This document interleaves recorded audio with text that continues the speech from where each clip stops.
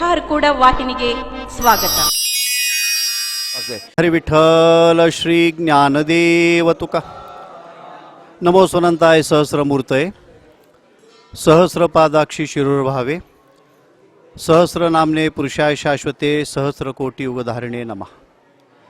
आदिनाथ से लेकर मेरे परम सद्गुरु ज्ञानेश्वर महाराज तक जो गुरु परंपरा चलती आ रही है, उस परंपरा को अनेक प्रणिपात करते हुए जिनके दिव्य सानिध्य में आज का उत्सव वार्षिक यात्रा संपन्न हो रही है, ऐसे पूज्यपाद प्रातस्मरणीय परम वंदनीय परम श्रद्धेय डॉक्टर चन्नवेर शिवाचार्य स्वामी जी के चरणों में हम नतमस्तक होते हुए जो बसवेश्वर की जो भूमि है, ऐसे बसवेश्वर के चरणों में नतमस्तक होते हुए इस यात्रा महोत्सव को संबोधित अभी जो जिन्होंने किए, अपने कर्नाटक के जो माजी मुख्यमंत्री धर्म सिंह साहब के पुत्र विजय सिंह जी विधान परिषद सदस्य और उसी तरह रेवू नाइक जी जो माजी मंत्री यहाँ पे रह चुके हैं, उपस्थित आप सब भक्तगण, अपनी एक भारत देश की एक परंपरा रही चुकी है.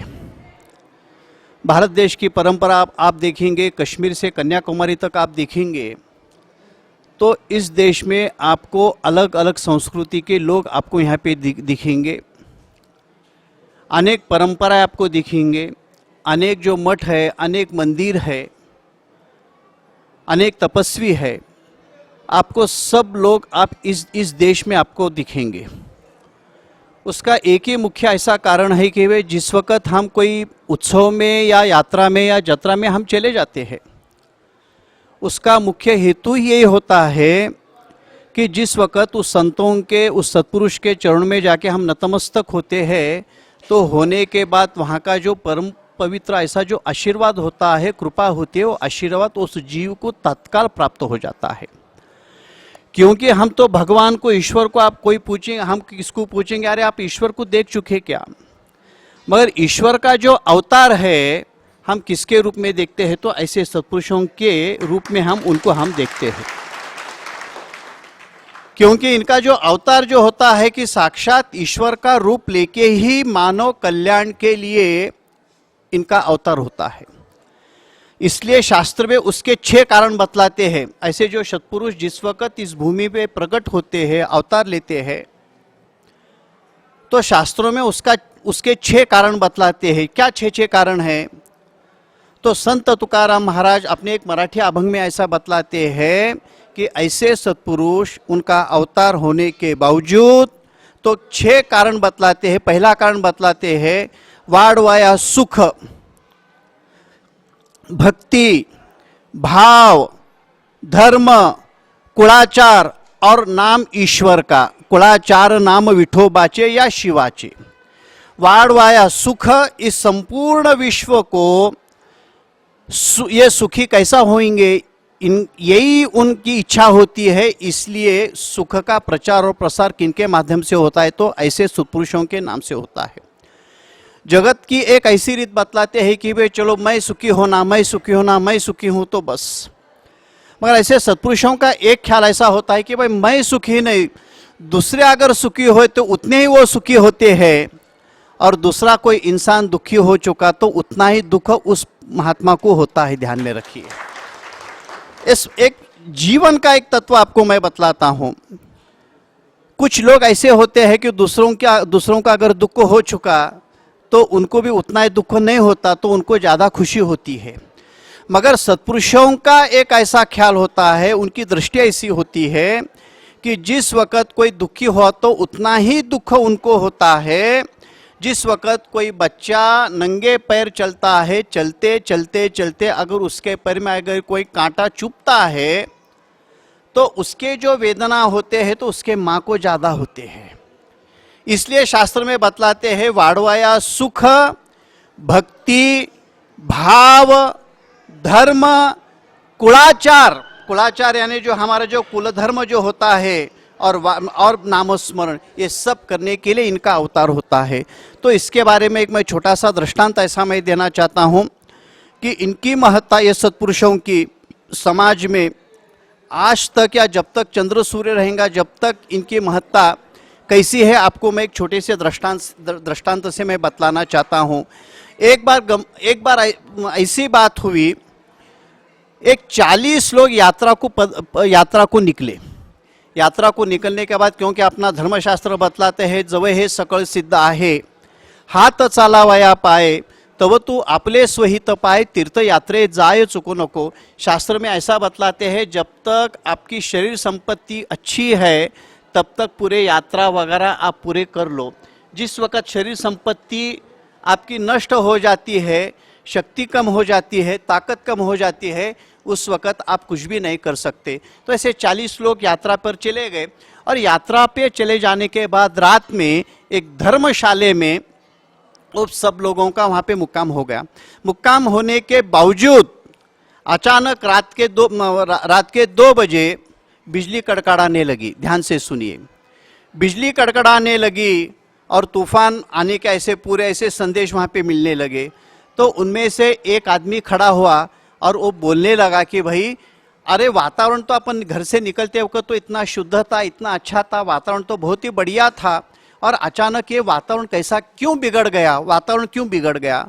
तो उनमें से एक आदमी खड़ा होकर बोला, इस 40 लोग में एक कोई तो बड़ा पापी है, इस 40 लोग में कोई तो एक बड़ा पापी है। अरे भाई कौन बोलेगा मैं पापी हूँ, मैं पापी हूँ। सब जन उठकर बोलने लगा, अरे भाई मैं तो बहुत पुण्यवान हूँ, मैं तो बहुत पुण्यवान हूँ। तो उनमें से एक आदमी बोलने लगा कि भाई ये 40 लोग में जो सबसे पापी जो छुपा हुआ है, जब तक हम उसको बाजू नहीं निकालते, जैसे चावल में से कंकर बाजू नहीं निकालते, तब तक हम वो खाना नहीं खा सकते, चावल नहीं खा सकते, पका हुआ चावल नहीं खा सकते, भात नहीं खा सकते। तो इस 40 लोग में एक सबसे पापी है, उसको पहले बाजू हटाओ, बाजू हटाओ। तो बोलने लगे, अब ये पापी कौन है, ढूंढेंगे कैसा, उसका शोध कैसा लगाएंगे। तो उसमें से बोलने लगा कि भाई, अरे वहां पे जो झाड़ है, वृक्ष है, और वहां पे एक समाधि है, वहां पे कुछ भी नहीं करना, इल्लिंदु अल्लिंतना होगಬೇಕು, ಅಲ್ಲಿ ನತಮಸ್ತಕ ಆಗಬೇಕು, ದರ್ಶನ ತಗೊಂಬಾಗಬೇಕು, ಪ್ರದಕ್ಷಿಣ ಹಾಕಬೇಕು, ಮತ್ತೆ ಇಲ್ಲಿ ಬರಬೇಕು. ಏನು ಮಾಡೋದಿಲ್ಲ, ಅಲ್ಲಿ ಸಮಾಧಿ ಅದ, ಅಲ್ಲಿ ಹೋಗಿ ಅಲ್ಲಿ ಮುಟ್ಟೋದು, ಸ್ಪರ್ಶ ಮಾಡೋದು, ದರ್ಶನ ಮಾಡೋದು, ಮತ್ತೆ ಇಲ್ಲಿ ಬಂದು ನಿಂದಿರಬೇಕು। ऐसा बोलते बोलते बोलते पहला नंबर आ गया। उन्होंने डरते डरते श्री राम जय राम जय जय राम, श्री राम जय राम जय जय राम, श्री राम जय राम जय जय राम करने लगा, और वहाँ पे जाके छीने आया, क्योंकि उसमें से बोला इसमें से जो पापी है वो तत्काल वहाँ उन्होंने जल के भस्म या उसके ऊपर बिजली गिरेंगी और वहाँ उन्होंने खत्म हो जाएगा। तो पहला आदमी जाके आया, तो उन्होंने सुखरूप आने के बाद सबके तरफ देखने लगा, देखो मैं कितना पुण्यवान हूँ, मैं कितना पुण्य हूँ। पहला नंबर हो गया, दूसरा नंबर हो गया, 10 नंबरी वाले का भी नंबर हो गया। देखते देखते 15 वाला हो गया, 20 वाला हो गया, 25 वाला हो गया, 30 वाला हो गया, 35 वाला हो गया, 35, 36, 37, 38,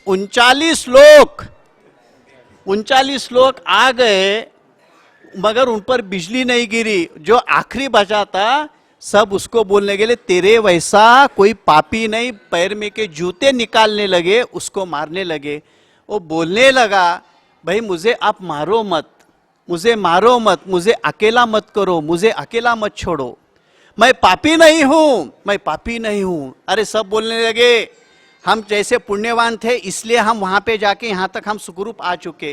एक ಇದು ನಿಮ್ದು ಅದ, ಇಲ್ಲಿಂದು ಏನು ಮಾಡಬೇಕು, ನೀ सीधा ಅಲ್ಲಿ होगी स्पर्श मारबा। उन्होंने बोलने लगा, भाई मुझे मत भिजाओ, मुझे मत भिजाओ। उसको ढकलने लगे, लात मारने लगे। उन्होंने स्मरण करा, जाने के बाद जिस वक्त वहां पे उस समाधि को और उस वृक्ष को स्पर्श करा, स्पर्श करने के बाद बिजली कड़कड़ाई और ये 39 लोगों पर बिजली गिर गई और उन अकेला बच गया। अकेला उन्होंने बच गया। उसका कारण एक है, हमारे हाथ से कोई कायिक पाप, वाचिक पाप, मानसिक पाप जो इंसान के हाथ से जो होते हैं उसका निवारण करने का स्थान अगर कौन सा हो तो ये हरकुट स्वामी का ये स्थान है। इसलिए यहाँ पे आने के बाद जो लोग यहाँ पे दर्शन लेते हैं, इसलिए इस मुत्या की इस जगत को, इस विश्व को क्यों गरज क्यों है, उसका कारण ही एक है कि जो मनुष्य है उसका कभी भी पतन ना हो, ये उसका एक मुख्य कारण है। आज इस पीठ का संबंध और अवसा संवस्थान का संबंध ये आज का संबंध नहीं है, तो ये परंपरा से चलते आ रहे सो ये संबंध है। जिस वक्त हमारे सदगुरु ज्ञानेश्वर महाराज गद्दी पर उनका पिटारोहण का कार्यक्रम था, पिटारोहण के कार्यक्रम के पहले इधर के पहले मुत्या जो बोले, गद्दी पर अगर कौन बैठेगा, सदगुरु ज्ञानेश्वर महाराज गद्दी पर बैठेंगे। तो आशीर्वाद जो वहां पे मिला, इसलिए आज मुत्या से हम बहुत छोटे हैं। हम कहां पर बैठना चाहिए, तो मुत्यों के चरणों के पास हम बैठना चाहिए। हम कहां पर बैठना चाहिए, तो यहां पे बैठना चाहिए। इसलिए तुकाराम महाराज ऐसा कहते, तुझे द्वारीचा कुत्रा नको मोकलू दातारा, धरणे बैसले द्वारात नको लोटू आपल्या हात, आता मी तो झालो लुंड, पायी घातली मुरकुंड, तुका म्हणे जगत्र जीवना ब्रीद पाळी नारायणा। इसलिए मैं यही कहता हूँ, जिस वक्त यहाँ पर मैं आता हूँ एक मुझे अच्छी ऊर्जा मुझे प्राप्त होती है। इसलिए आज इस उत्सव में, इस यात्रा में कोरोना का इतना बड़ा प्रादुर्भाव होने के बावजूद भी आज मुत्या का एक ही निर्णय था कि भाई जो भी हम कार्यक्रम करेंगे, जो हमको सरकार जो नियमावली जो बता चुकी है, उस नियमावली के बाहर हम कभी भी जाएंगे नहीं, हम कभी भी जाएंगे नहीं। तो यही बात आगे रखते हुए आज हरकुट संस्थान आज तक अपनी जो परंपरा जो है, परंपरा ऐसी वो बढ़ाते गए। और इस मुत्या के हाथ से अगर हम देखा गए तो अन्न छत्र हो, अन्नदान हो, आज लाखों के संख्यों में जो यहाँ पे जो होता है, उनकी तपस्या, उनकी पूजा, उनका नामस्मरण, उस शक्ति के वजह से ये सब जिथे चलता है। जिस वक्त कोई सामान्य पुरुष, थोडंसं मी मराठीमध्ये बोलणं चालतो, एखादा कोणी सामान्य पुरुष ज्यावेळेस तो पूजा करतो तो स्वतःसाठी करतो, पण ज्यावेळेस मुत्या ज्यावेळेस पूजा करतात ते तुमच्या आणि आमच्यासाठी पूजा करतात, तुमच्या आणि आमच्यासाठी जिथे पूजा करतात। म्हणून हा आशीर्वाद तुम्हालाच नाही तर विश्वाला त्या आशीर्वादाची जिथे गरज आहे। म्हणून मी गुरु परंपरेच्या चरणी, पांडुरंगाच्या चरणी एकच मी प्रार्थना करू इच्छितो की परत असा हा कोरोनासारखा हा प्रादुर्भाव हा विश्वाला त्यांनी पीडा देण्यासाठी येऊ नये। कारण वॅक्सिन तर निघालेलेच आहेत, वॅक्सिन तर लोक आता ते इंजेक्शन्स वगैरे आलेलेच आहेत, पण मला एकच असं सांगायचं आहे, आपण यांच्या चरणाजवळ राहिल्यानंतर परत असा प्रादुर्भाव होणार नाही, इतकंच मी सांगू इच्छितो। आता देखते देखते हमारी औसा से पंढरपुर माघवारी अभी 3 हफ्तों में चालू होने वाली है, मगर हमारा जो महाराष्ट्र गवर्नमेंट है, आषाढ़ी वारी वो लोग परमिशन नहीं दिए, कार्तिक वारी के लिए परमिशन नहीं दिए।